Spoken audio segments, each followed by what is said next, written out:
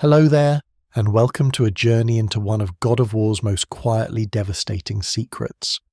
Tonight, we're pulling back the curtain on a truth that's been hiding in plain sight since Kratos first freed a certain severed head from a tree on Midgard's highest peak. We're talking about Mimir, the smartest man alive, the ambassador to gods and giants, the cheerful companion whose Scottish brogue and endless stories have guided us through 2 games of Norse mythology. But here's what most players don't realise. Mimir isn't Norse at all. He never was. And the real story of who he is, where he came from, and what he left behind is so much darker than you might imagine. If you enjoy these deep dives into the hidden corners of gaming lore, I invite you to like and subscribe or share a simple thought down in the comments. It helps others find their way here too, one curious soul at a time. But for now, all you need to do is settle in, get comfortable, and let's unravel this mystery together. Let's begin. When we first encounter Mimir in God of War, he presents himself with absolute confidence. Me? I'm the greatest ambassador to the gods, the giants, and all the creatures of the 9 realms. I know every corner of these lands, every language spoken, every war waged, every deal struck. They call me Mimir, smartest man alive, and I have the answer to your every question. It's a bold introduction, one delivered with such charm and certainty that we believe him immediately. And why wouldn't we? By the time Kratos reaches the top of that mountain and finds Mimir trapped in a tree, tormented daily by Odin's magic, the wise man has already proven his value. Through the mere fact that Baldur and his nephews were searching for him, Mimir knows things. He knows about the Black Rune preventing travel between realms. He knows the politics of the Aesir gods, the grudges held by giants, the secrets Odin keeps locked away in his heart. He speaks with authority about Freya, about Tyr, about the history of Midgard and the other realms. He's positioned as exactly what he claims to be, an advisor, a diplomat, a keeper of knowledge who has somehow ingratiated himself into the highest circles of Norse divine power. For 109 winters, Odin punished him, trapped him on that mountain peak where no one could break the branches that bound him. The torture was constant, creative, brutal. Odin would visit regularly to inflict new torments, always searching for something, always convinced Mimir was hiding some crucial piece of information.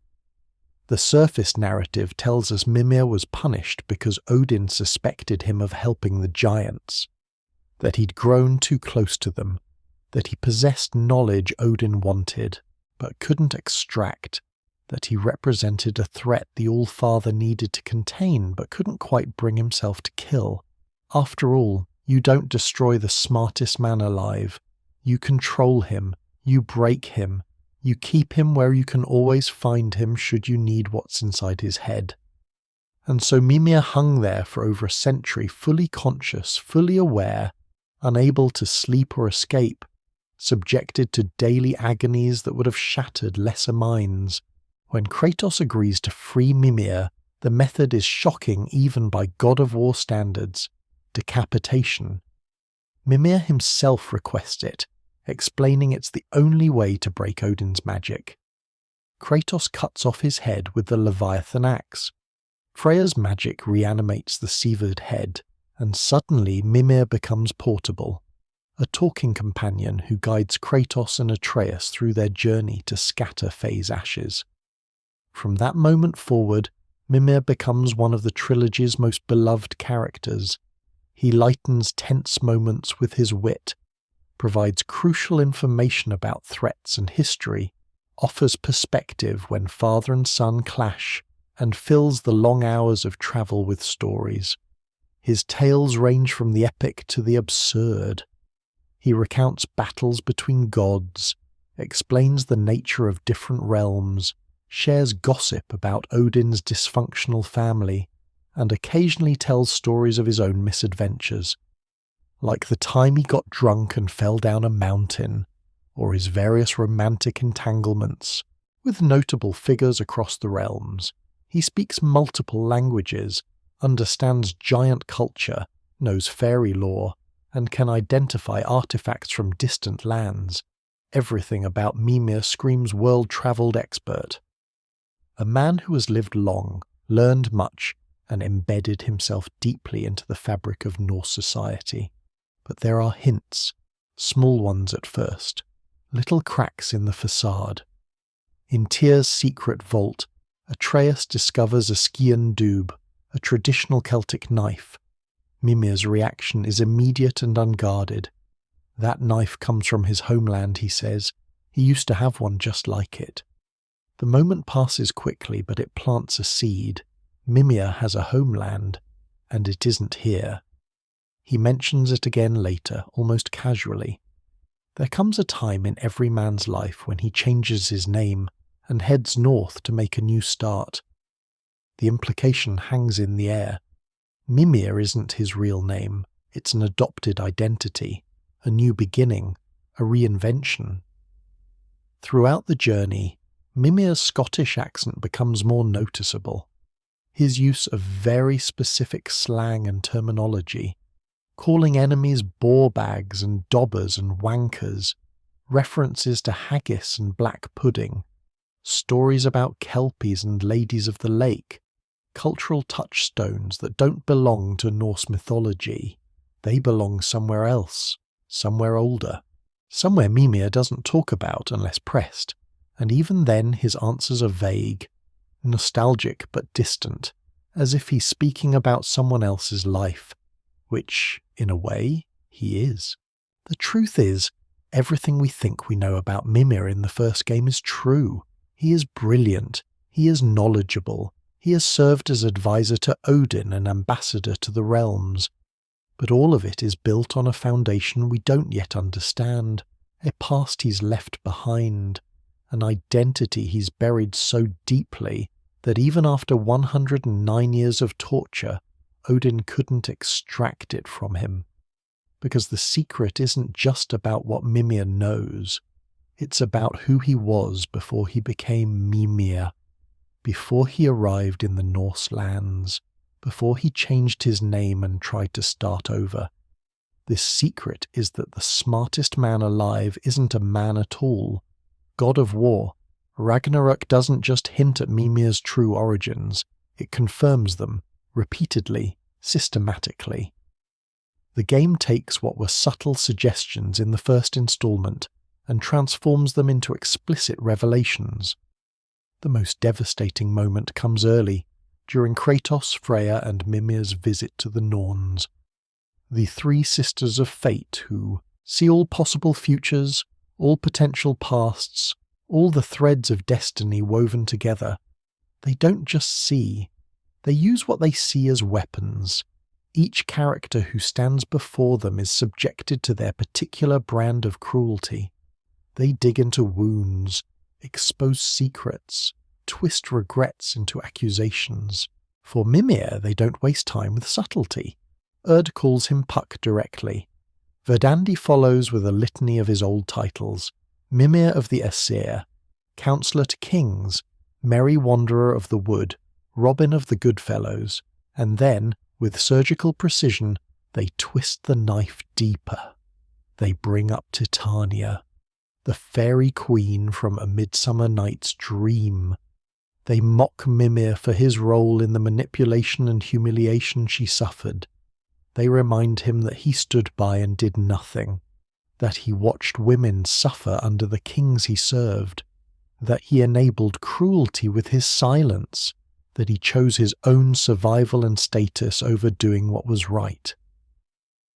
The revelation is explosive, not just because it confirms Mimir's identity as Puck, the mischievous fairy from English and Celtic folklore, but because it reframes every story he's told, every piece of advice he's given, every moment of wisdom he's shared.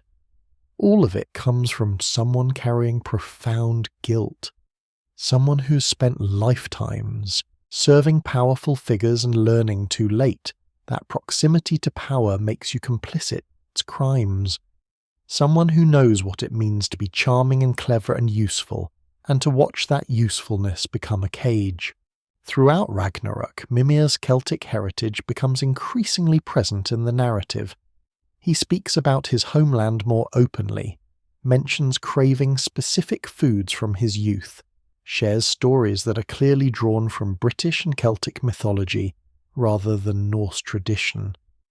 The tale of an influential thane misled by witches, a clear reference to Macbeth, stories of the Lady of the Lake, whom he calls Nimue in one breath, referencing Arthurian legend directly.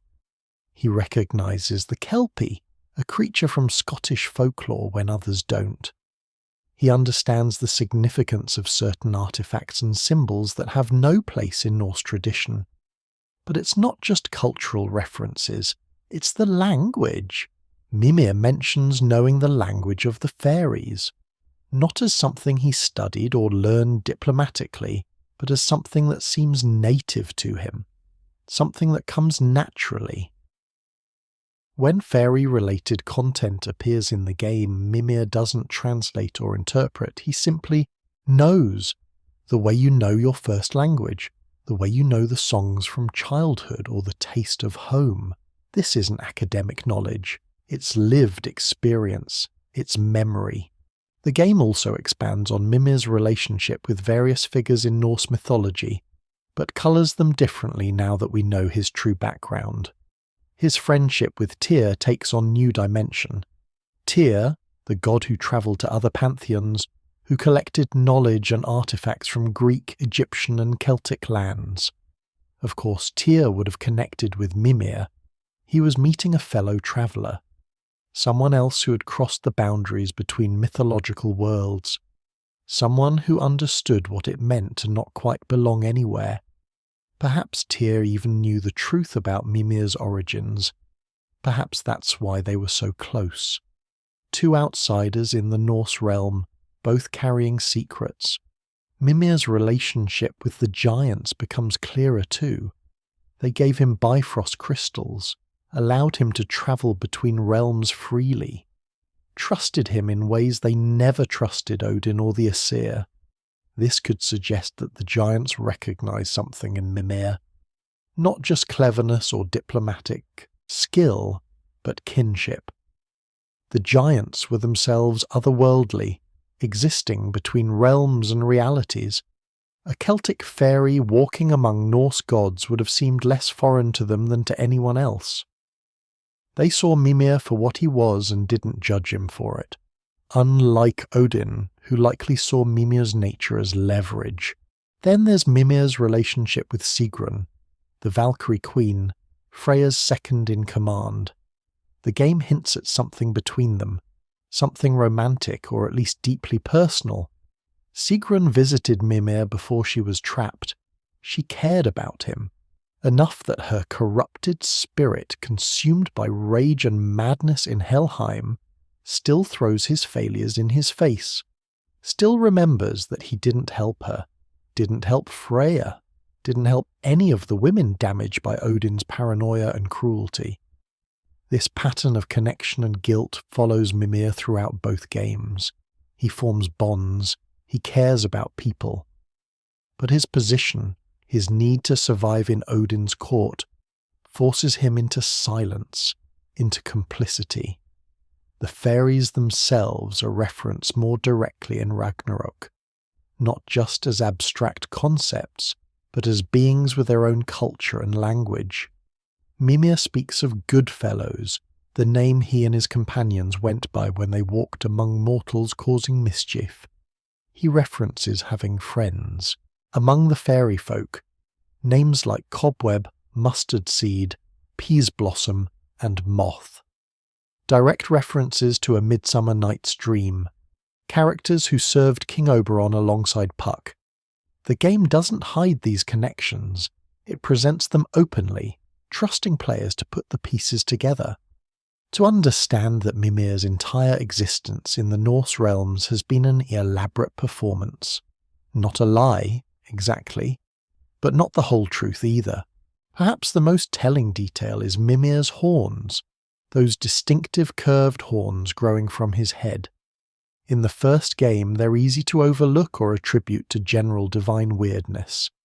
But once you know Mimir is actually Puck, the horns take on new meaning. In classical depictions, particularly in Shakespeare's work and subsequent artistic interpretations, Puck is often shown as a satyr or faun-like being. Part human, part something else. The horns aren't decorative, they're part of what he is, a physical manifestation of his fairy nature, something he can't hide even when he changes everything else about himself. Odin took Mimir's left eye, placed it in a statue of Thor so his son could be glorified. But Mimir's eye wasn't just any eye. It represented his sight, his knowledge, his connection to something beyond Norse understanding. Taking it wasn't just torture, it was symbolic amputation. Odin taking part of what made Mimir who he was and repurposing it for his own gain, even, in pieces, even reanimated as just a head. Mimir can't escape what he is. The horns remain, the accent remains, the memories remain. All the things that mark him as fundamentally other in this Norse world he's tried so hard to belong to. To understand what Mimir truly is, we need to understand the world he came from. Celtic mythology isn't a single unified system. It's a collection of beliefs, stories, and traditions from various Celtic peoples across Ireland, Scotland, Wales, and Brittany. These cultures shared common roots, but developed distinct flavours of mythology, shaped by their specific landscapes and histories. What they all shared, however, was a deep reverence for the natural world, and a belief that the boundary between the physical and spiritual realms was thin, permeable, constantly crossed by beings who existed in both worlds simultaneously. At the heart of Irish Celtic mythology stands the Tuatha Dé Danann, the people of the goddess Danu. These were the gods of ancient Ireland, though medieval Christian monks who recorded their stories struggled with calling them gods outright.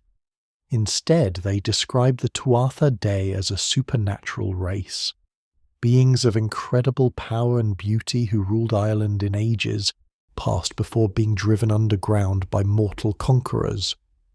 The Tuatha Dé weren't just powerful, they were skilled in all arts. Master craftsmen, poets, musicians, warriors, and most importantly practitioners of magic that bordered on the miraculous.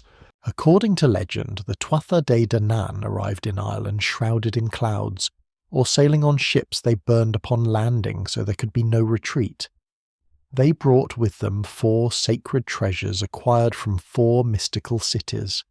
The stone of Val that cried out when the rightful king stood upon it, the spear of Lugh that guaranteed victory in battle, the sword of Nuada that delivered fatal blows, and the cauldron of the Dagda that provided endless nourishment to all who ate from it.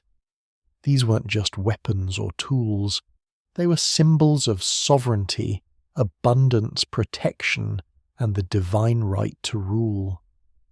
The Tuatha Dé Danann conquered Ireland from the Firbolg in a great battle, but their own reign lasted only generations before another wave of invaders arrived. The Milesians, mortal humans from Iberia, landed on Irish shores and demanded the land for themselves. The war that followed was devastating. Eventually a truce was struck. The two groups would share Ireland, but the Milesians claimed the land above ground, leaving the Tuatha Dé Danann to rule the realm below. This is where the story shifts from history into something stranger. The Tuatha Dé Danann didn't simply vanish or die out. Instead, they used their magic to transform. They became the Alsi, the people of the mounds, the fairy folk. They retreated into hollow hills, into ancient burial mounds called Cedar that dotted the Irish landscape.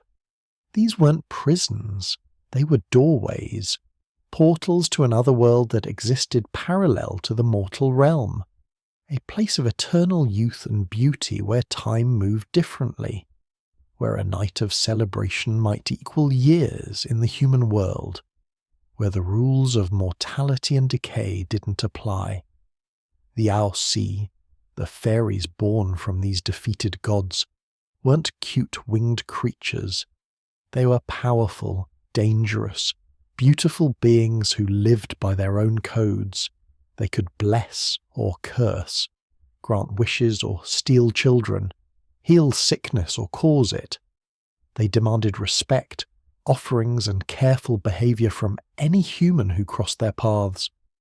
Iron offended them, salt protected against them, turning your coat inside out, confused them. Bread could ward them off. These weren't superstitions. They were survival strategies for living in a world where the fairy folk could appear at any moment, for any reason, with intentions that might be benevolent or cruel, or simply indifferent to human suffering. Within fairy society there were hierarchies. Royal courts led by figures like King Oberon and Queen Titania, names preserved in folklore and literature. There were solitary fae who wandered alone, and trooping fairies who moved in great processions. There were specific types, leprechauns who hoarded gold, banshees who wailed warnings of death, kelpies who drowned the unwary, pukas who shape-shifted and caused mischief. Each type had its own nature, its own powers, its own relationship with humanity, and all of them were descended from or connected to the Tuatha De Danann, divine blood diluted but not eliminated, power reduced but never truly gone. The fairy folk, particularly those called Goodfellows, had a specific role. They served their kings and queens by walking among mortals, causing trouble, testing virtue, rewarding kindness, punishing rudeness. They were tricksters, but tricksters with purpose. Their mischief maintained the balance between the human world and the other world. It reminded mortals that they weren't alone in creation, that forces beyond their understanding watched and occasionally intervened, that respect for the unknown was wise, that arrogance invited consequences. In this world of fairy courts and otherworldly politics, wisdom was currency. Not just knowledge of facts, but understanding of deeper truths. The Druids of Celtic society were keepers of this wisdom. Priests, judges, teachers and advisors who studied for decades to master their craft. They memorized vast oral traditions, learned the properties of plants and stars, interpreted omens, and communicated with the divine. They were the bridge between mortals and gods, between past and future, between seen and unseen, and they were respected accordingly. Even kings sought their counsel. Even warriors hesitated to cross them. The Druids recognized that certain places and things held power. Sacred groves where trees grew in perfect circles. Standing stones that marked significant locations or events. And wells, especially wells. Water sources weren't just practical necessities. They saw doorways to the other world.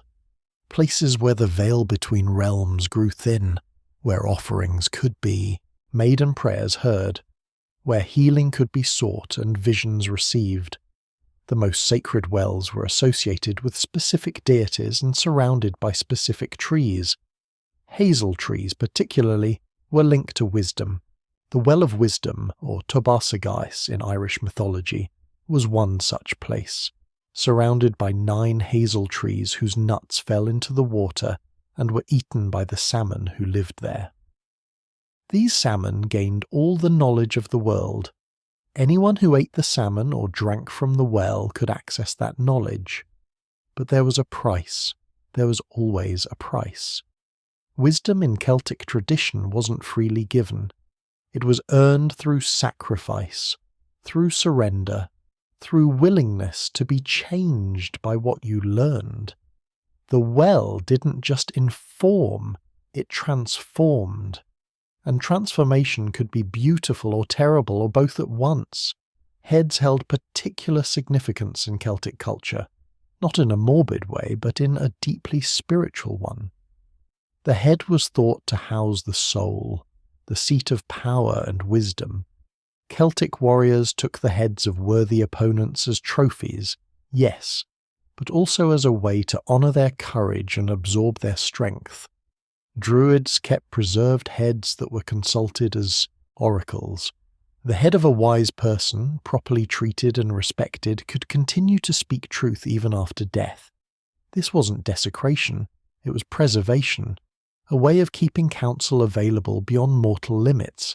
This tradition of severed heads as sources of wisdom appears repeatedly in Celtic mythology. The head of Bran the Blessed, buried beneath the Tower of London, protecting Britain from invasion. The head speaking prophecies and advice long after the body had fallen. The concept would have been understood and respected by anyone raised in Celtic tradition. Death didn't end usefulness, didn't silence wisdom. The body might fall, but the head, the mind, the knowledge within could persist, if treated properly, if honoured correctly. So when we talk about Mimir's Celtic roots, we're not just talking about an accent or a homeland. We're talking about a complete world view, a culture where gods could become fairies, where fairies could walk among mortals, where wisdom required sacrifice, where wells connected worlds, where heads could speak after death, where nothing was ever quite what it seemed, and everything important happened in the spaces between obvious categories. Mimir didn't just come from this world. He was shaped by it, formed by it, and no matter how far north he travelled, no matter how many names he took, he carried all of it with him. Every story, every belief, every truth about the thin places where one world touches another. Puck is one of the most famous fairy characters in English literature, immortalised by Shakespeare's A Midsummer Night's Dream. But Puck existed in folklore long before Shakespeare put quill to paper. He was known across England and the Celtic regions by various names. Puck, Robin Goodfellow, Hobgoblin. A household spirit who helped with chores if treated well but caused havoc if offended. A trickster who led travellers astray with false lights in the forest. A shapeshifter who could appear as animal or human or something in between. He embodied the fundamental unpredictability of the fairy folk, helpful and harmful, kind and cruel, loyal and chaotic. In Shakespeare's play, Puck serves King Oberon of the fairies. He carries out his master's orders, often with his own creative interpretations that lead to additional chaos. When Oberon wants to punish his wife Titania for her defiance, Puck is the one who administers the love potion that causes her to fall for a mortal transformed into a donkey. It's humiliation as entertainment. A powerful queen reduced to an object of mockery because she dared assert her own will. Puck doesn't question the order. He executes it with enthusiasm, with pride in his cleverness. This is the Puck that the Norns throw in Mimir's face. Not the cheerful helper from children's stories, but the accomplice to degradation. The one who does what he's told and doesn't think about the consequences until it's far too late. The speech Puck gives at the end of A Midsummer Night's Dream, asking the audience for forgiveness if the player's offended, takes on darker meaning when you consider God of War's interpretation. If we shadows have offended, think but this and all is mended. It's the plea of someone who causes harm and asks to be excused because they didn't really mean it, because they're just following orders, because it was all in fun. But Puck in folklore is more complex than Shakespeare's version alone suggests. He's associated with the wild hunt, those terrifying processions of fairy folk and spirits that sweep across the countryside at certain times of year. He's connected to harvest traditions and seasonal celebrations. He represents the liminal spaces where civilization meets wilderness, where human rules give way to older, stranger laws. He's not evil exactly. He's immoral, operating by fairy logic that doesn't care about human notions of good and bad. He does what serves his king, what amuses him, what feels right in the moment. And consequences are problems for later. The name Robin Goodfellow carries its own weight. Robin was a common name for household spirits and nature spirits across Britain. Goodfellow suggests friendly intent, but it's also the kind of name you give something dangerous to placate it. Like calling the fairies the good neighbours or the fair folk. You don't insult beings who can curse your crops or steal your children. You speak politely. You use euphemisms. Robin Goodfellow might help you if you treat him well, might churn your butter or tend your hearth. But cross him, and you'll find milk soured, tools lost, livestock frightened, and children waking with night terrors. What makes God of War's revelation so brilliant is how perfectly Mimir's personality aligns with Puck's traditional characterization. Mimir is charming, quick-witted, always ready with a story or joke to lighten the mood. He's helpful, providing crucial guidance throughout both games. He's knowledgeable about cultures and customs, able to navigate between different groups and find common ground. These are all Puck qualities. The ability to move between worlds, to understand different perspectives, to make himself useful to those in power. But underneath the charm is someone who has learned through painful experience that being useful isn't the same as being good. Mimir's loyalty to Kratos and Atreus feels different when viewed through this lens. He's not just choosing better masters, he's actively trying to be better himself. When he warns Kratos about the consequences of his actions, when he encourages Atreus to think before acting, when he pushes back against courses of action he knows are wrong, he's doing what he never did in Oberon's court or Odin's hall. He's speaking up, using his position not just to survive, but to actually guide his companions toward better choices. It's redemption attempted through the only means available to him, counsel. The trickster archetype Puck represents appears across mythologies, Loki in Norse tradition, Anansi in West African folklore, Coyote in Native American stories.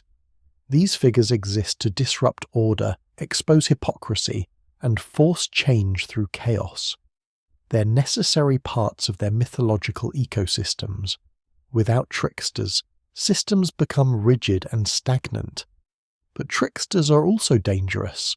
Their disruption doesn't discriminate between just and unjust.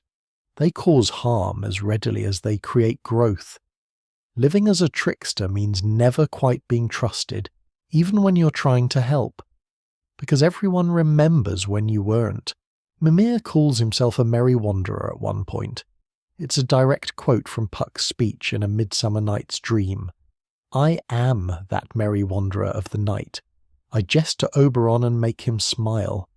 It's Mimir acknowledging his past identity while simultaneously distancing himself from it.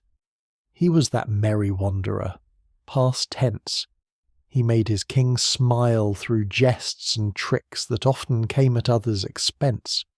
But he's not that anymore, or he's trying not to be. The wandering part remains.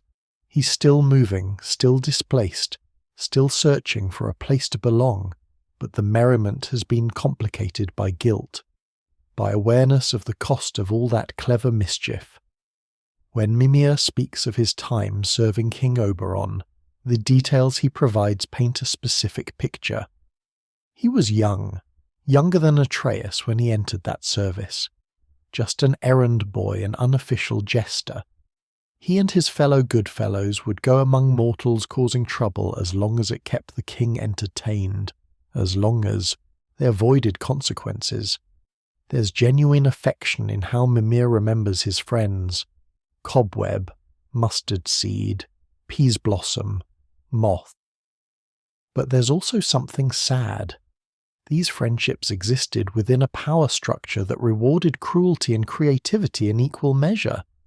Were they really friends, or just fellow servants trying to survive the same capricious master? The game suggests that Oberon eventually grew tired of Mimir's antics. That's why he left. But what does it mean for a fairy king to grow tired of his jester? Was Mimir failing to amuse? Or was he starting to question the nature of that amusement? Starting to see the mortals they tormented as something other than toys? The game doesn't answer directly. But Mimir's pattern suggests the latter. He left fairy lands, changed his name, headed north seeking a fresh start, trying to be something other than what he'd been. Someone who used his cleverness for more than pranks and power plays. The tragedy is that Mimir travelled all the way to the Norse realms and ended up in almost exactly the same situation, serving a powerful, paranoid king, using his cleverness to maintain status and influence, standing by while that king hurt people, failing to protect those he cared about because speaking up might cost him everything. Odin isn't Oberon, the Norse pantheon isn't the fairy court, but the patterns repeat, because Mimir brought himself to both situations, his intelligence, his charm, his survival instinct that prioritizes his own safety over moral courage, his tendency to tell himself that he'll make a difference from the inside, that he needs to maintain access to power to change things, that one more compromise won't matter. Understanding Mimir as Puck recontextualizes everything, his knowledge of languages and customs. Of course, fairies move between worlds constantly, his understanding of magic and mystical objects, natural for someone raised in the other world. His comfort with the strange and supernatural. He's stranger and more supernatural than almost anyone he encounters. His Scottish accent isn't just flavour, it's the sound of his actual homeland bleeding through centuries of attempted reinvention. Those horns he can't hide. That's fairy nature manifesting physically. That severed head still speaking wisdom. That's both Celtic tradition and the reality of what he is. A being who exists beyond normal death, preserved by magic and purpose and an inability to ever truly escape who he was. In Norse mythology, Mimir's well, or Mimisbruna, sits beneath one of the roots of Yggdrasil, the world tree. It's a source of immense wisdom and knowledge. Odin himself sacrificed his eye to drink from it, gaining the foresight and understanding that would define his rule. The well is guarded by a figure also named Mimir, sometimes described as a god of wisdom, sometimes as Odin's uncle, sometimes as a giant. The details shift depending on the source, but the core concept remains. The well grants wisdom at a price. To know, you must sacrifice. To see clearly, you must give up something precious. God of War's version of this story takes these elements and twists them into something far more interesting. Mimir admits, eventually, that Mimisbruna wasn't what Odin thought it was. The Well of Wisdom Mimir showed to the Allfather wasn't an ancient Norse artifact of power. It was water laced with enough mystical mushrooms to make a god see visions. Mimir drugged Odin, gave him hallucinations and called it enlightenment. It was manipulation, a con, the kind of clever trick a fairy trickster might pull. Odin thought he was accessing divine knowledge. What he was actually accessing was a chemically induced trip guided by Mimir's suggestions. This revelation does two things. First, it establishes how Mimir got close to Odin initially. He offered something the Allfather desperately wanted: knowledge, foresight, understanding beyond what normal sight could provide. Odin was paranoid, obsessed with prophecy, desperate to control his fate. Mimir gave him the illusion of exactly that, and it worked. Odin was so pleased with what he saw, so convinced he was accessing real cosmic wisdom, that he almost took out his second eye before Mimir stopped him. One was enough, Mimir said, enough to mark the sacrifice, enough to bind Odin to the experience, enough to make him believe. Second, it reframes Mimir's relationship to wisdom itself. He's not a passive keeper of knowledge, he's an active manipulator of it. He understands that wisdom isn't just about facts, it's about perception, about belief, about convincing people they're seeing truth, when they might be seeing exactly what you want them to see. This is fairy logic applied to divine politics. Humans believe in fairies because they want to, because the stories serve a purpose. Odin believed in his visions because he needed to, because the alternative was admitting he didn't have control. Mimir gave him the story that worked, that got him what he wanted, which was position, protection, and influence. But this wells and wisdom connection runs deeper than just Norse mythology. In Celtic tradition, sacred wells were sources of actual power. The Well of Wisdom in Irish lore was surrounded by 9 hazel trees. The hazelnuts that fell into the water contained all the knowledge of the world. The salmon that ate those nuts became the wisest creatures in existence. This is where we can see the blending of traditions in Mimir's character.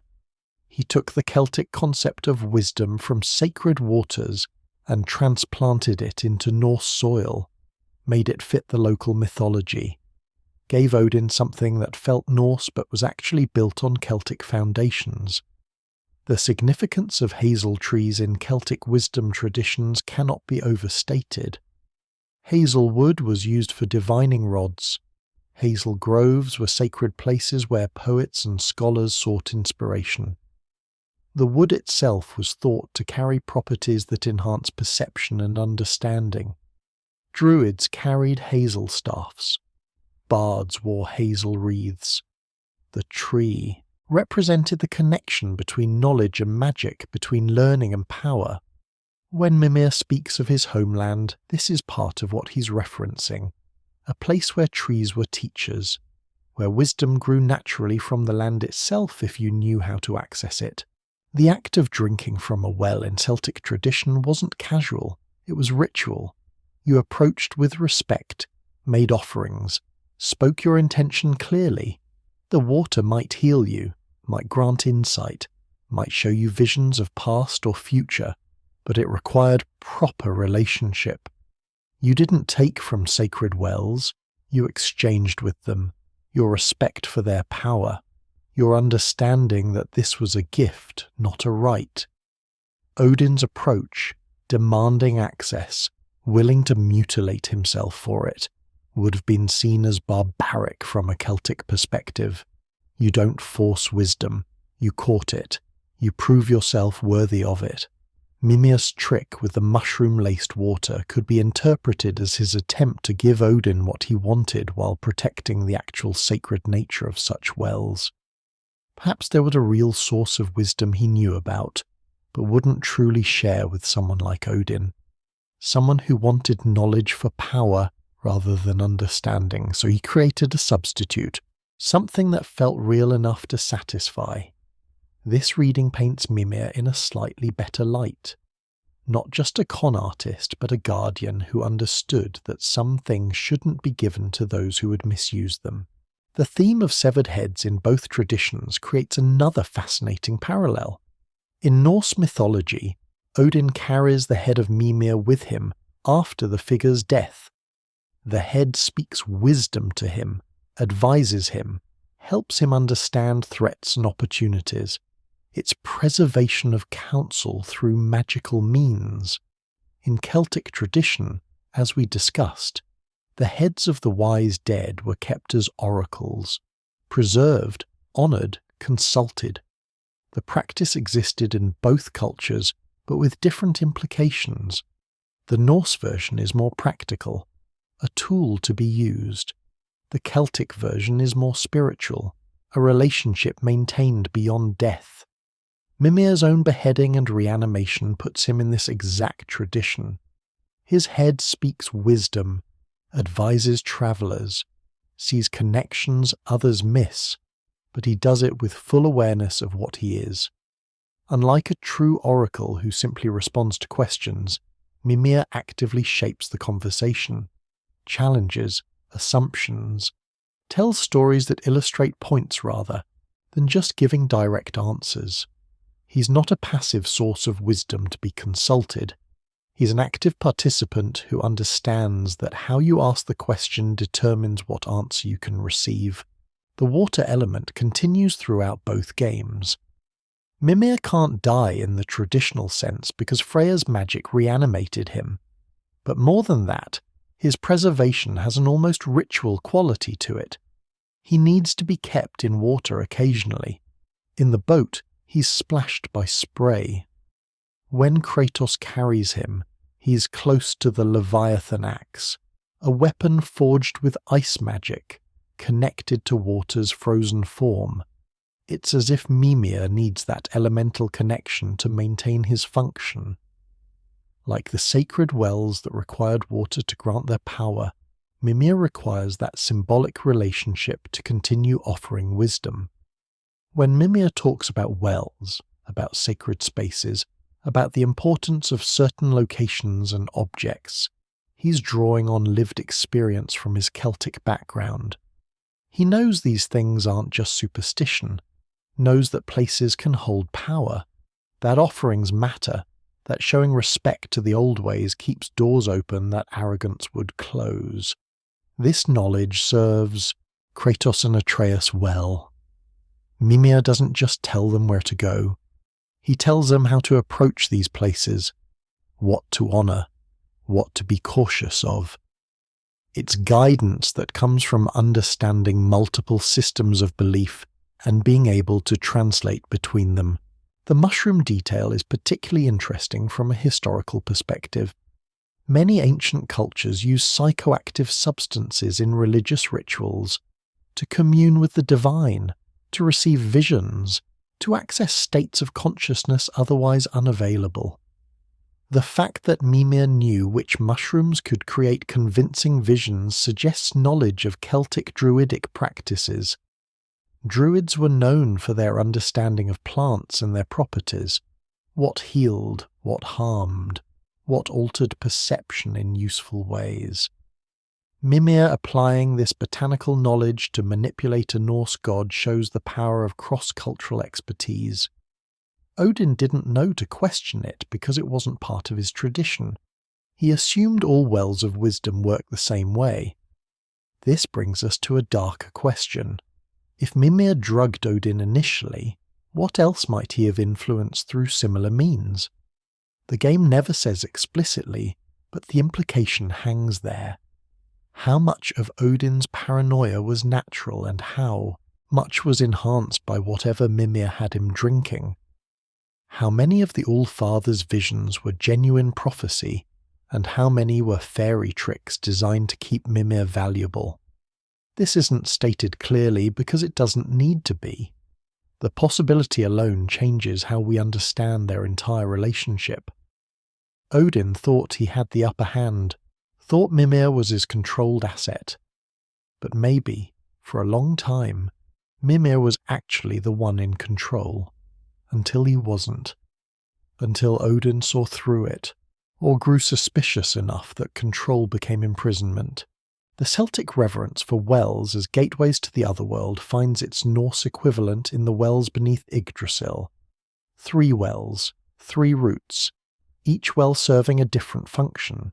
Urdabrunna, where the Norns tend the tree, Hvergelmir, where numerous rivers originate, and Mimisbrunna, where wisdom waits for those brave or foolish enough to pay its price. The number 3 appears repeatedly in Celtic tradition as well. Triple goddesses, 3 sacred trees, 3 drops of wisdom. These aren't coincidences. They're evidence of deep Indo-European roots shared between Celtic and Norse peoples, patterns that repeat because they speak to something fundamental about how these cultures understood reality. Mimir exists in the overlap of these traditions. He understands both, can speak fluently in either symbolic language, knows that wisdom isn't culture-specific, but the paths to it are. What a Norse god needs to hear to accept knowledge differs from what a Celtic druid would need, but the knowledge itself, the deeper truths about existence and power and consequence, those remain consistent. Mimir's genius isn't that he knows facts, it's that he knows how to translate truth into whatever language his listener can actually hear. This is why he's so effective as an advisor. Not because he tells people what they want to hear, but because he tells them what they need to know in ways they can accept. Exactly when Mimir left the Celtic lands isn't specified in the games, but we can make some informed interpretations based on what he tells us and what history suggests. He served King Oberon as a young fairy, probably for decades or longer given how time works differently for fae folk. Eventually, either through his own choice or because he fell out of favour, he left, changed his name, headed north. The phrase "make a new start" suggests deliberate reinvention. This wasn't exile, it was escape, an attempt to become something other than what he'd been. The journey north from Celtic lands to Norse territories in the God of War universe wouldn't just be physical travel. It would be crossing between mythological realms, between pantheons. Tyr managed it using the Unity Stone and his understanding of the paths between worlds. But Mimir didn't have access to such tools initially. So how did a Celtic fairy end up in Norse territory? The game suggests he simply walked, travelled for years, settling briefly in various places, learning languages, absorbing customs, moving ever northward until he ended up in Midgard proper. His first major stop was the kingdom of Laesia in Midgard, a mortal kingdom, not divine territory. This choice tells us something about Mimir's state of mind. He wasn't immediately seeking out Odin or trying to join the Aesir court. He was working with humans, serving their king, a man named Aldis, trying to be a good advisor, trying to use his knowledge and skills to actually help, rather than just entertain or enable. This suggests genuine desire for redemption, for doing better with this new chance. Mimir vouched for a warrior named Hrolf Kraki, recommended him to King Aldis, believed in him, and Hrolf betrayed that trust completely. He killed Aldis, usurped the throne, became a tyrant. Mimir blames himself for this, carries the guilt of it across centuries. He tried to help, gave his honest assessment, and it resulted in a good king's murder. This failure shapes everything that comes after. It teaches Mimir that good intentions aren't enough, that you can try to do the right thing and still cause terrible harm, that trust is dangerous, that maybe he shouldn't try to guide kings at all, except he does try again, with Odin. This decision makes sense in a tragic way. After Hrolf's betrayal, Mimir probably decided that if he was going to serve power, he should serve the most powerful figure available, someone who couldn't easily be overthrown, someone whose position was secure enough that Mimir's council couldn't accidentally cause a catastrophe. Odin fit that description. King of the Aesir, ruler of Asgard, secure in his throne. Mimir approached him with the offer of the Well of Wisdom, the mushroom-laced water that would give Odin visions. It worked better than Mimir probably expected. Odin was so pleased he made Mimir his advisor, his ambassador to the realms. For a time, this must have felt like success. Mimir had reinvented himself completely, taken the name of a Norse figure of wisdom, built a reputation as the smartest man alive, learned every language spoken in the 9 realms, became indispensable to the most powerful god in the Norse pantheon, he tried to make peace. Tried to negotiate between the Aesir and the Vanir, the Aesir and the giants, the various factions and territories that Odin's paranoia was constantly threatening.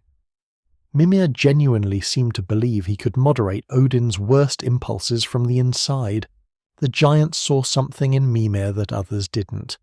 They gave him Bifrost crystals, allowed him to travel between realms freely, trusted him with access to their spaces and secrets. This suggests they recognized his genuine desire for peace, saw past the fact that he served Odin and understood that Mimir was trying to build bridges, or perhaps they saw him as another outsider. The giants were themselves beings that existed between categories, not quite gods, not quite mortal, ancient and powerful but marked for destruction by prophecy. A Celtic fairy trying to find his place among Norse gods might have seemed like a kindred spirit. Mimir's idea to have Odin marry Freya came from this bridge-building impulse. The Vanir and Aesir had been at war. A marriage alliance between their leaders could create lasting peace, and it worked, briefly. Odin and Freya's union brought peace to the realms, but Mimir failed to account for Odin's nature, failed to understand that the All-Father would see Freya's power as a threat, would try to control her the same way he tried to control everything else. Mimir helped put Freya in a cage, even though he didn't intend to, even though he cared about her, even though he could see what was happening. This pattern repeats with other women Odin damaged. Groa, Skadi, others mentioned but not named. Mimir watched it happen, knew it was wrong, said nothing that mattered, did nothing that helped. The Norns throw this in his face specifically because it's his greatest shame. Not that he didn't know better, but that he did know better and stayed silent anyway. He chose his position over their protection, chose his access to power over using that power to actually help. Every time he told himself he was being strategic, that maintaining influence meant he could help more in the long run. That one more compromise wouldn't matter. Sigrun's relationship with Mimir adds another layer to this guilt. She was Freya's second in command, close to him. Perhaps romantically involved, though the game leaves it ambiguous. She visited him before she was trapped, trusted him, and he failed her too. When she needed him to speak up, to intervene, to use his position with Odin for something that mattered, he didn't. Not enough. Not when it would have cost him something. Her corrupted spirit in Helheim remembers this, throws it at him with all the rage of betrayal. You had the smartest mouth in the realms and you used it for nothing that mattered. Eventually Odin turned on Mimir, accused him of helping the giants. This was probably true. Mimir had grown close to them, had been given their trust and their Bifrost crystals, had likely shared information or warned them of Odin's plans. Maybe he finally tried to do the right thing. Maybe he realized too late that all his careful positioning meant nothing if he never actually used it for good. Maybe the giants asked for help and he, remembering all his previous failures, actually gave it. Whatever the specific trigger, Odin discovered or decided that Mimir had betrayed him. The punishment was creative and eternal, trapped on the highest peak of Midgard, bound by magic that couldn't be broken, tortured daily, kept conscious and aware but unable to escape or even sleep. Death would have been mercy. Odin didn't give mercy, he gave object lessons. Mimir would hang there as a warning, as a resource Odin could access when needed, as proof that no one, no matter how clever or valuable, was beyond the All-Father's reach. For 109 winters this was Mimir's existence, alone except for Odin's visits, unable to die, unable to forget. Just endless time to think about every choice that brought him to that tree, The game never tells us what Mimir thought about during that century of torture, but we can guess. Probably he thought about Oberon, about serving a powerful, capricious king and learning too late that being useful didn't make you safe, about leaving that situation only to walk directly into another version of it. He probably thought about Hrolf and Aldis, about trusting his judgment and being catastrophically wrong, about all the women he failed to protect: Freya, Sigrun, Groa, Skadi. All the times he told himself he was helping when really he was just complicit. He probably thought about the giants who trusted him, wondered if his betrayal of Odin had helped them at all, or just gotten himself tortured without accomplishing anything. And somewhere in that century something changed. Not in his circumstances. Those remained exactly the same. But in how he understood them, in what he decided he would do if he ever got free. Because when Kratos and Atreus find him, Mimir is different from the advisor who served Odin. He's honest about his failures, admits his regrets, doesn't try to position himself as anything other than what he is, a reformed trickster seeking redemption, someone who has learned through unimaginable suffering that cleverness without conscience is just another form of cruelty. To understand what Mimir truly is, beyond titles and roles and chosen names, we need to understand the fairy folk themselves, not the Victorian children's book version, not the cute winged sprites of modern fantasy, but the actual fae of Celtic tradition, the Alsi, the Dowina seed, the people of the mounds. These were beings of immense power who existed in the other world but regularly crossed into the mortal realm.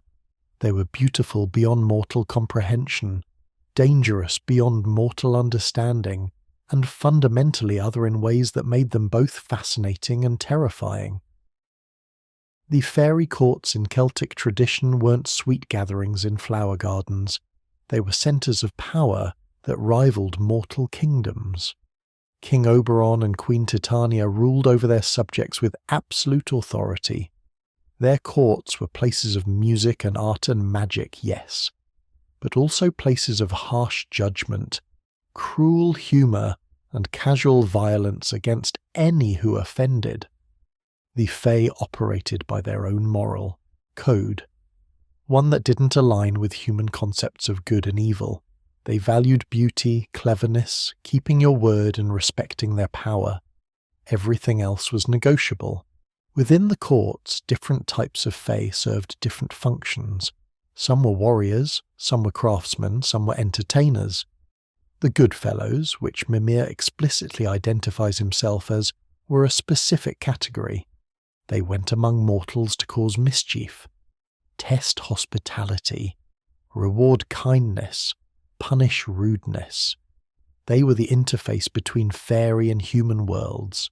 Not diplomats exactly, more like chaos agents maintaining the balance through unpredictable intervention. A Goodfellow might help a kind farmer bring in his harvest, or lead a greedy merchant into a bog, might grant wishes or steal children.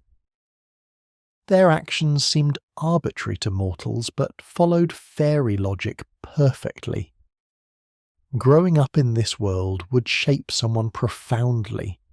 Mimir learned early that power matters, that being entertaining keeps you safe, that cleverness is currency, that showing weakness invites exploitation, that loyalty to your king is paramount right up until it isn't, that you survive by being valuable and adaptable and never quite showing your whole hand. These lessons don't disappear just because you leave.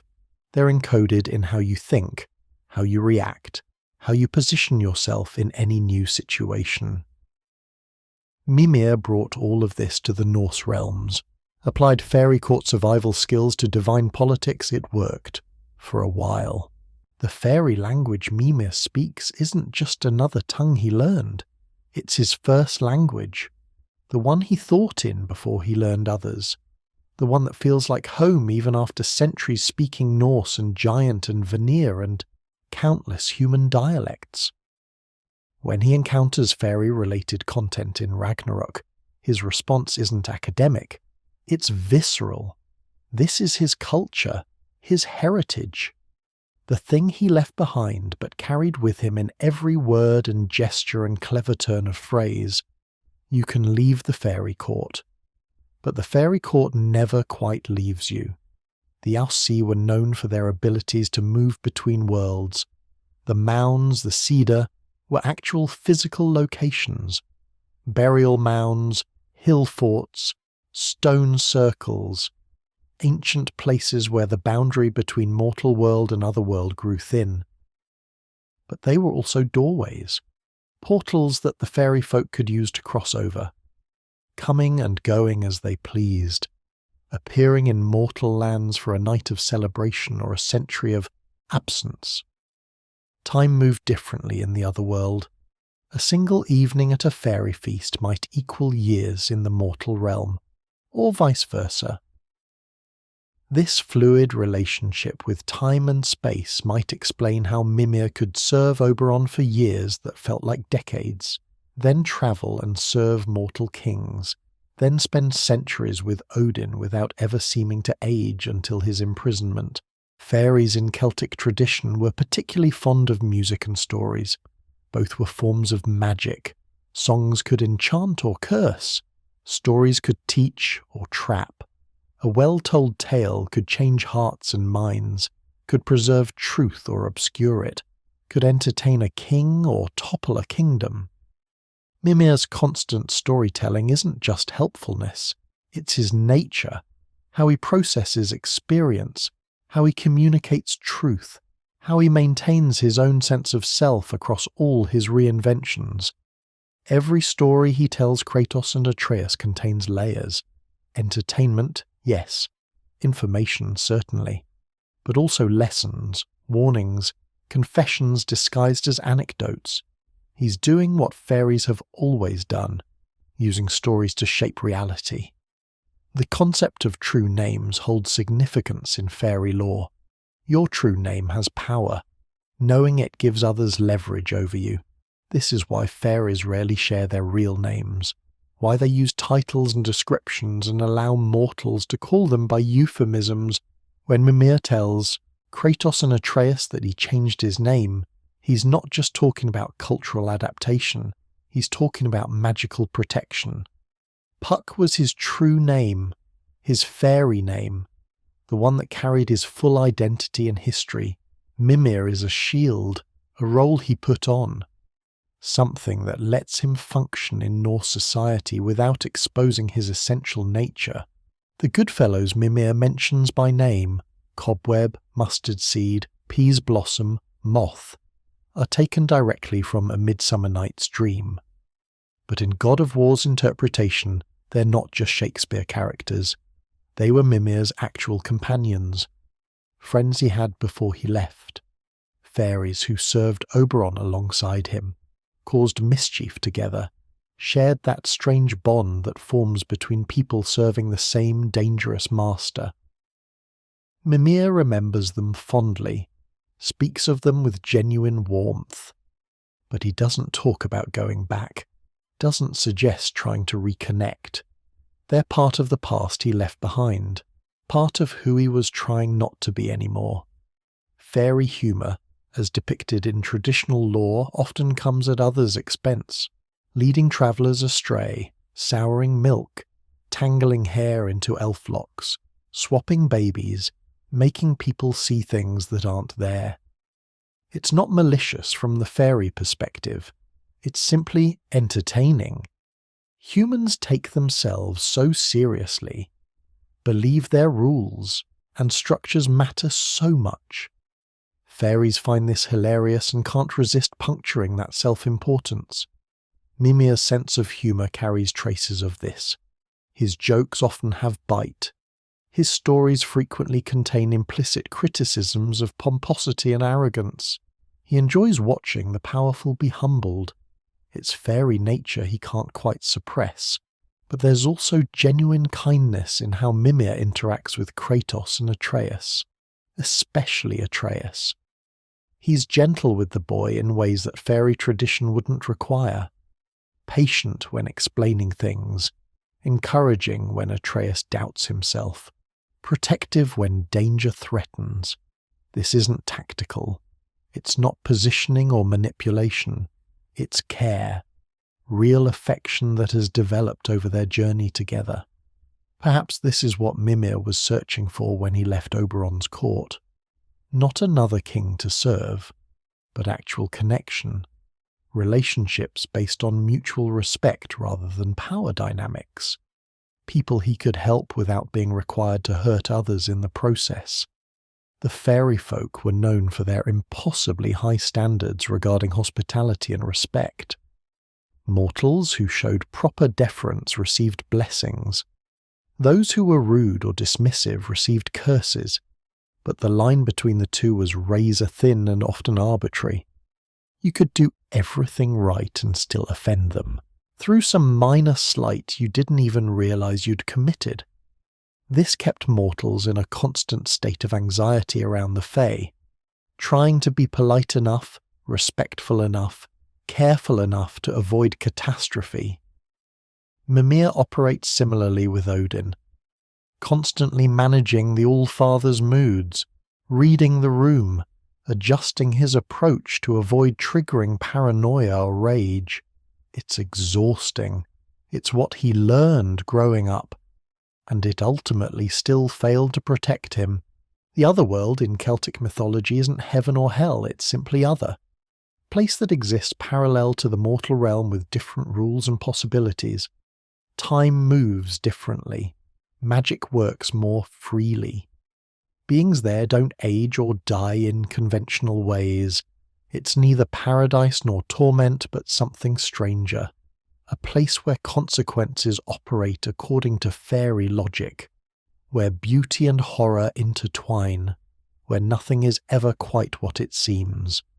Mimir comes from this place, carries its strangeness with him, sees through its lens even after centuries in the comparatively straightforward Norse realms. This is why he can help Kratos and Atreus navigate the truly weird parts of their journey. He's calibrated for weird. It's his natural habitat. Understanding Mimir's true origins casts his entire arc in a harsher light.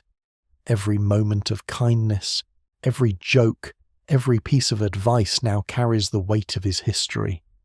When he tells Kratos to be better for Atreus' sake, he's speaking from experience of what happens when you aren't better. When you choose survival over principles. When you tell yourself that maintaining position lets you do more good than taking a stand. Mimir has lived the consequences of those choices, has hung alone on a mountain for over a century with nothing to do but reflect on them. His counsel comes from the deepest possible understanding of moral failure and the desperate desire to prevent others from following the same path. The fact that Odin knew about Mimir's origins raises uncomfortable questions. Did the All-Father know from the beginning that he was dealing with a Celtic fairy, or did he discover it later? If he knew from the start, then the entire relationship was built on Odin having leverage. Knowing Mimir's true name and nature, being able to reveal him at any moment, holding his past over him as constant threat. This would explain why Mimir stayed so long despite seeing what Odin was. Fear, not just of physical punishment, but of exposure, of having his carefully constructed Norse identity stripped away, of becoming nothing but Puck again, the trickster who failed, the fairy who ran away. If Odin discovered the truth later, that revelation might have been what led to Mimir's imprisonment. The realization that his most trusted advisor had been lying about his fundamental nature from day one, that every piece of counsel, every story, every moment of seeming loyalty was delivered by someone who had deliberately hidden who and what he was. Odin's paranoia would have gone into overdrive. What else had Mimir lied about? What other deceptions were hidden in plain sight? How could Odin trust anything Mimir had ever said? The torture wouldn't just be punishment, it would be interrogation. Odin trying to extract truth from someone who had proven he could maintain a false identity for centuries. Mimir's horns take on new meaning here. In some depictions of Puck, especially post-Shakespearean ones, he's shown with horns as a mark of his otherworldly nature. Odin couldn't remove them even when taking Mimir's eye. They're part of what he is. Permanent markers of fairy nature that no amount of reinvention can erase. Every day for 109 years, Mimir hung there with his horns visible. A constant reminder that he's not Norse, not human, not what he's been pretending to be. They're both mark of identity and mark of shame, the thing that makes him special and the thing that makes him other. The cultural erasure Mimir experienced is itself a tragedy. He left his homeland, changed his name, adopted new customs and speech patterns, learned new languages until his original fairy tongue became secondary, built an entire identity in a foreign pantheon, and it still wasn't enough, because you can't change what you are, only how you present it. Mimir tried to become Norse, and ended up belonging nowhere. Not Celtic anymore because he left. Not truly Norse because he never could be. Just perpetually in between. Perpetually foreign. Perpetually suspect despite centuries of service. This displacement is echoed in every community that has experienced colonization or forced assimilation. The loss of language, of culture, of connection to origins, the attempt to become acceptable to power, and the discovery that power will never fully accept you no matter how much you sacrifice. Mimir's isolation is complete in ways that are easy to overlook. He can't return to the Celtic lands. Too much time has passed.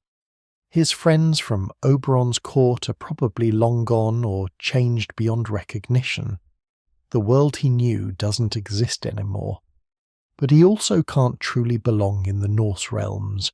Even before his imprisonment, he was always the outsider, the advisor, the ambassador, valued but never quite trusted, never part of the family, never one of them. And after his imprisonment, after his beheading, he's even more separated, not just from his body, from any possibility of normal existence. He's a severed head, a talking trophy, useful but grotesque, alive but not living. The fact that Mimir requested his own beheading knowing what it would mean shows how desperate he was for freedom. He chose to become a severed head rather than remain trapped on that mountain, chose to become wholly dependent on Kratos' goodwill for even basic movement, gave up any possibility of independence or privacy or dignity in the conventional sense. Because 109 years of torture taught him that no state of existence could be worse than helpless imprisonment. Better to be a head in a bag than a body on a tree. At least as a head he could travel, could see the realms, could be useful, could maybe finally actually help people instead of just watching them suffer. This sacrifice becomes even more profound when you consider that in Celtic tradition, the head is sacred, the seat of the soul. Preserving someone's head properly was an honour, desecrating it was ultimate violation. Mimir asked Kratos to cut off his head, to separate his soul from his body, to render him into the exact form that both Celtic and Norse traditions associate with oracles and wisdom keepers. He took the mythology of both cultures and made it literal, made himself into the thing both traditions say grants wisdom, a preserved speaking head. It's tragic, it's brilliant, it's the act of someone who understands the power of symbols and is desperate enough to become one. Freya's reanimation of Mimir's head shows her considerable skill and power, but it also shows mercy. She could have refused, could have said the magic required was too dark or too dangerous, Instead, she helped, gave Mimir the transformation he needed to escape Odin's trap.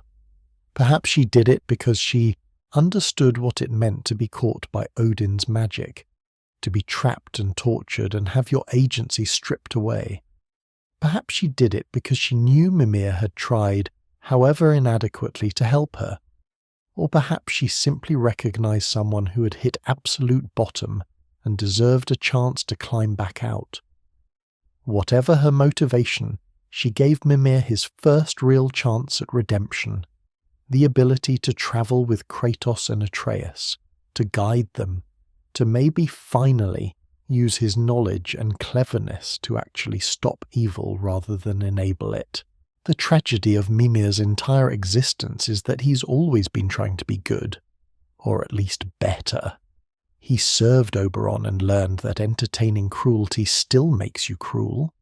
He left and tried to serve mortal kings justly, failed catastrophically, tried again with Odin thinking he could moderate a god's worst impulses from position of trust, failed even worse, spent a century being tortured for his failures, and then, finally, as a severed head dependent on others for even the most basic movement, he found a way to actually help, to actually guide someone toward better choices, to actually use all that hard-won wisdom for something that matters. But it required losing everything first, required being stripped down to nothing but a voice and a mind, required complete dependence. It's the ultimate irony. He had to become helpless before he could help effectively. The choice to make Mimir a Celtic fairy instead of simply a Norse god of wisdom is storytelling genius on multiple levels. First, it addresses a practical problem. In actual Norse mythology, Mimir is a relatively minor figure with limited lore. Making the character more complex, giving him a full backstory and personality, required invention.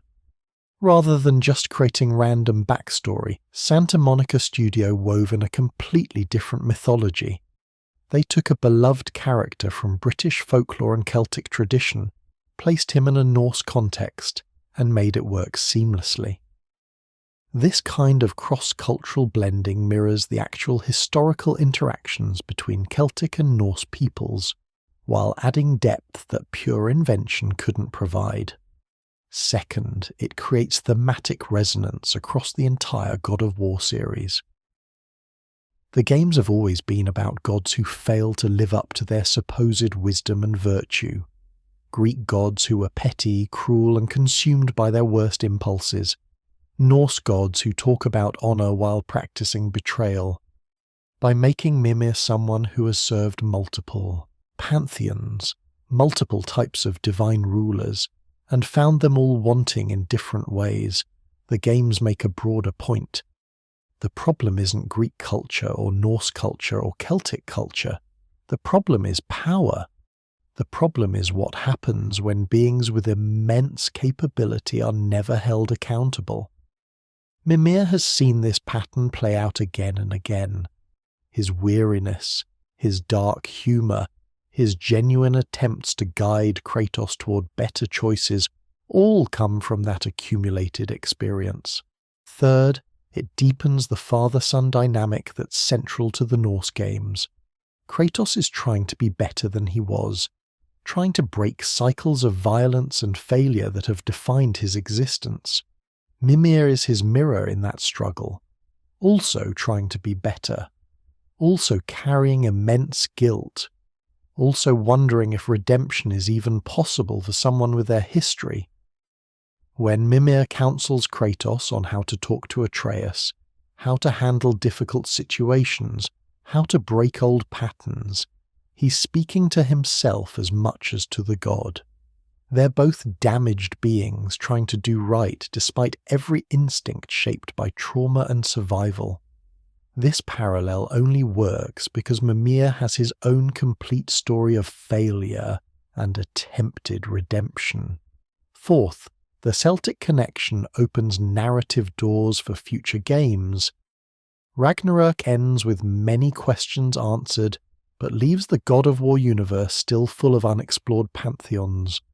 Kratos and Atreus have dealt with Greek and Norse gods. The games have shown Egyptian, Japanese and Mayan artifacts in Tyr's vault. Celtic mythology is right there, already integrated into the story through Mimir. The groundwork is laid.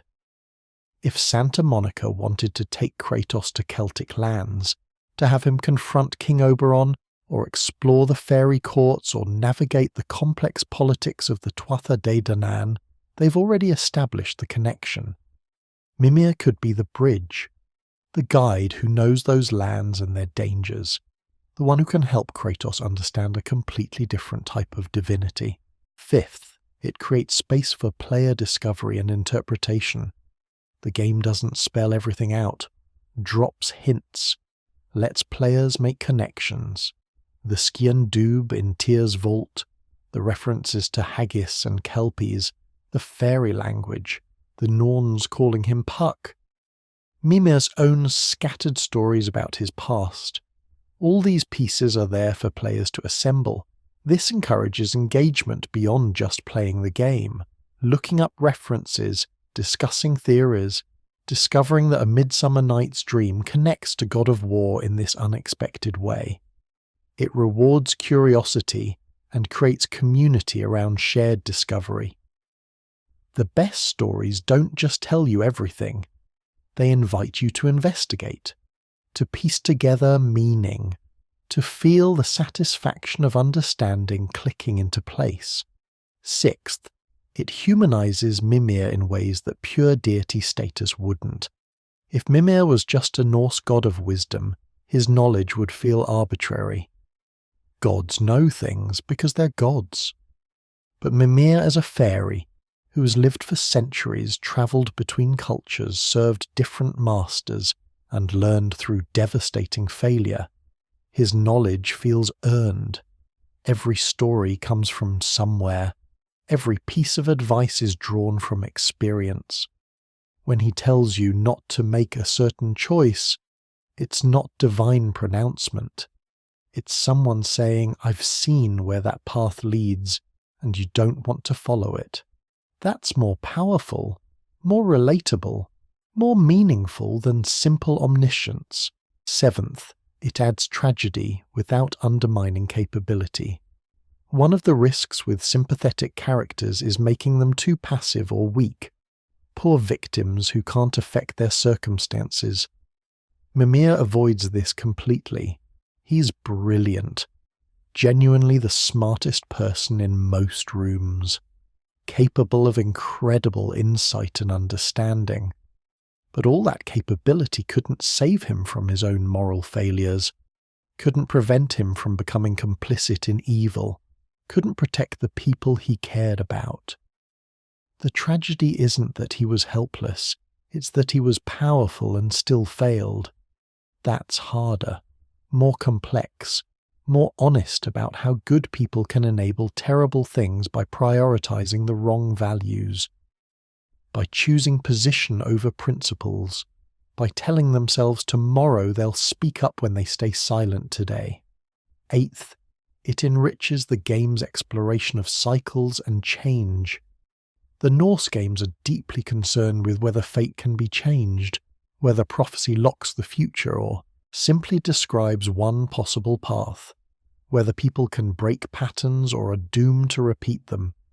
Mimir embodies this question.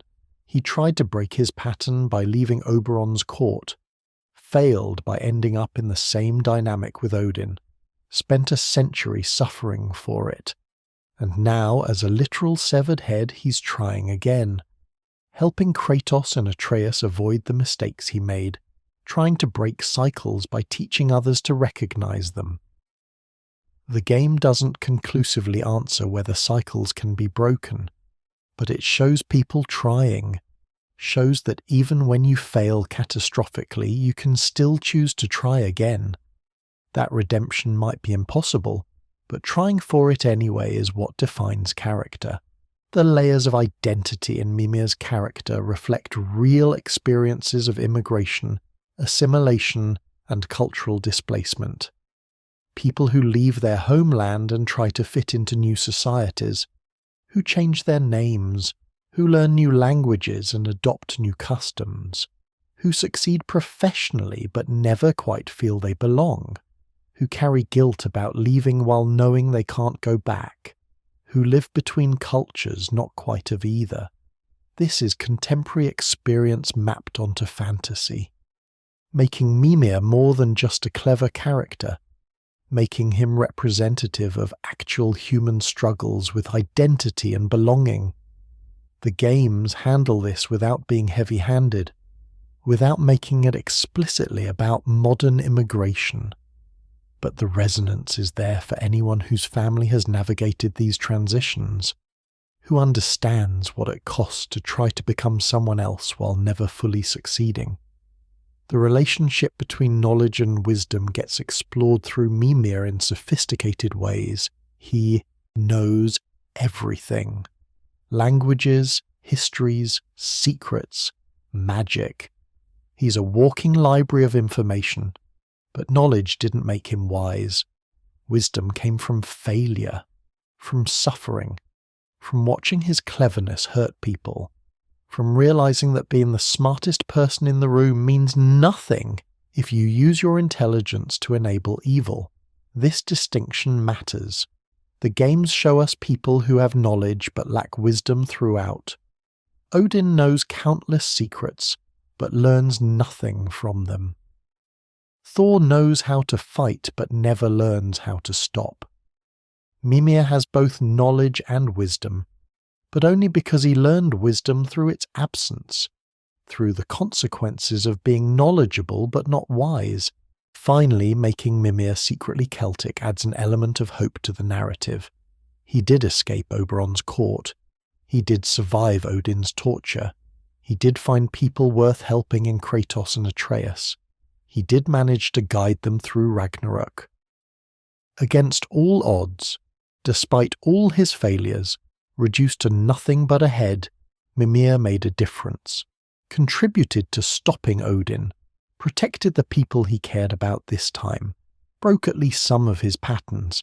It doesn't erase what came before, doesn't undo the harm he enabled, but it suggests that even the most damaged, guilty, compromised person can still choose to do better, can still use whatever capability they have, however reduced, for something good.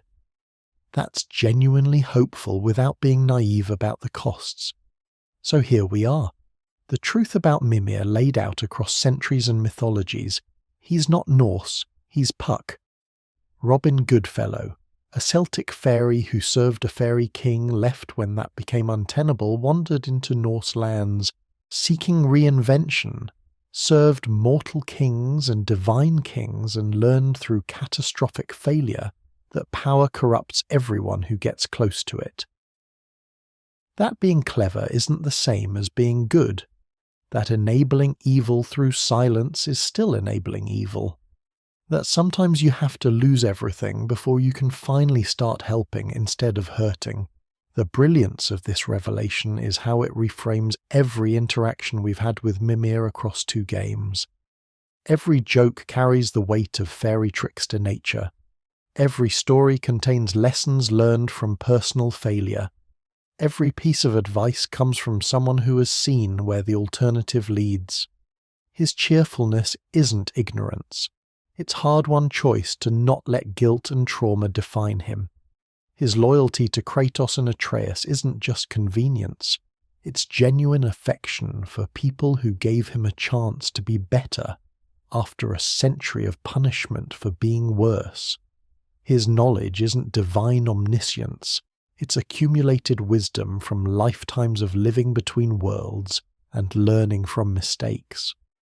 Understanding Mimir's true nature makes him more lovable, not less. Because we see the effort behind everything he does, the conscious choice to help rather than hurt, to guide rather than manipulate, to be honest about his limitations and failures rather than pretend to infallibility.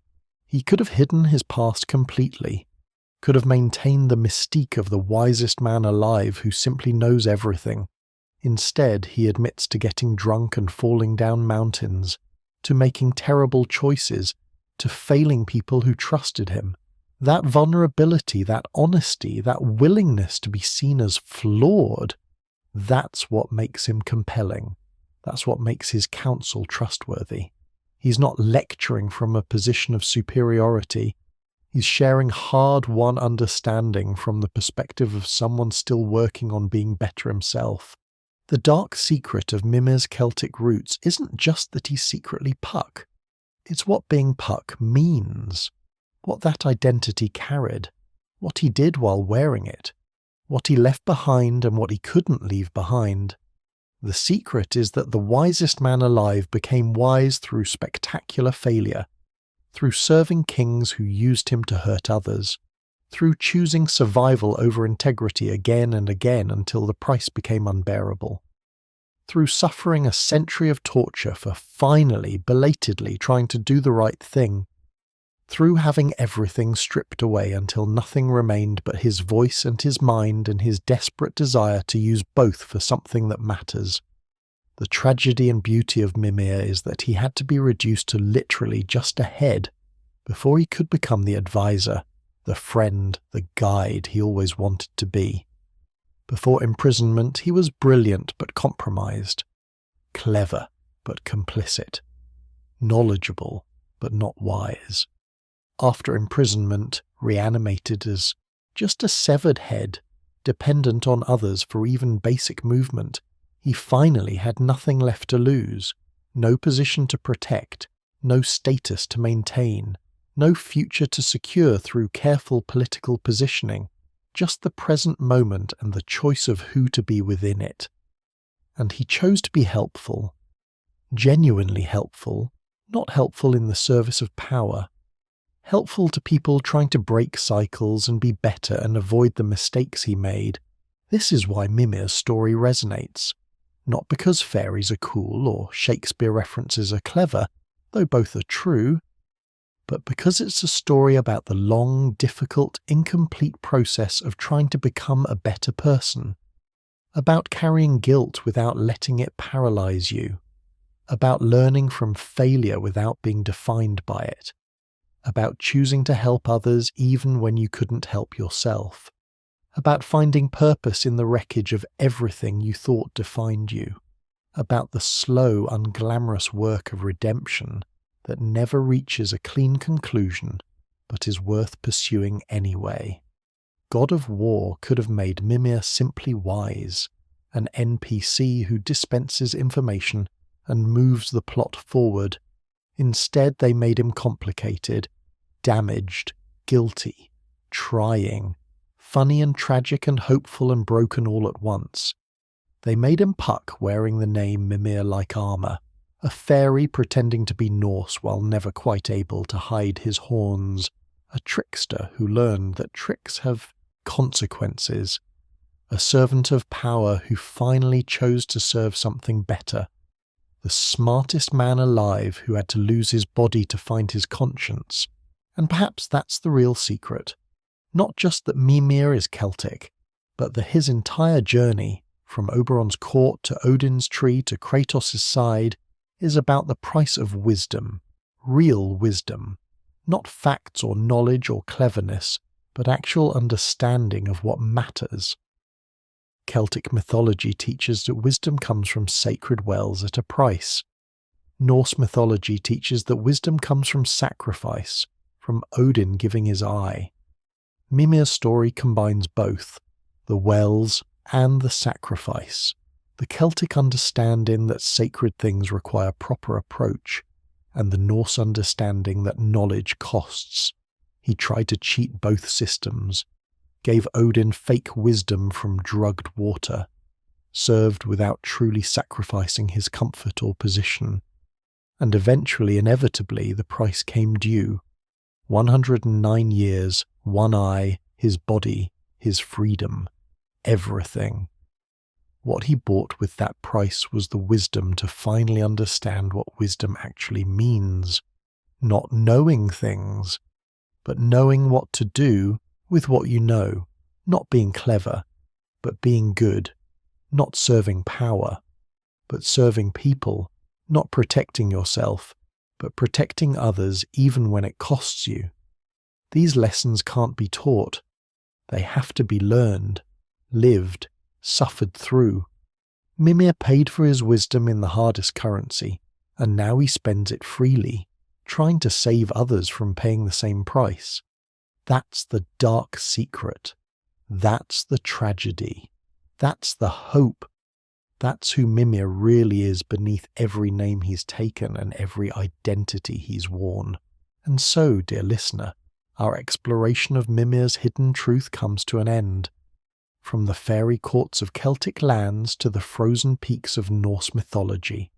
From a mischievous trickster named Puck to the wisest advisor in the 9 realms.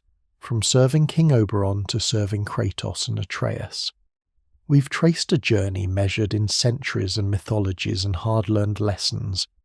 We've seen how someone can carry guilt and still choose kindness, can fail catastrophically and still try again, can lose everything and still find purpose. The beauty of God of War's storytelling is how it layers these revelations, how it trusts players to discover connections, how it rewards attention and curiosity, how it builds characters so complex that each new piece of information recontextualizes everything that came before.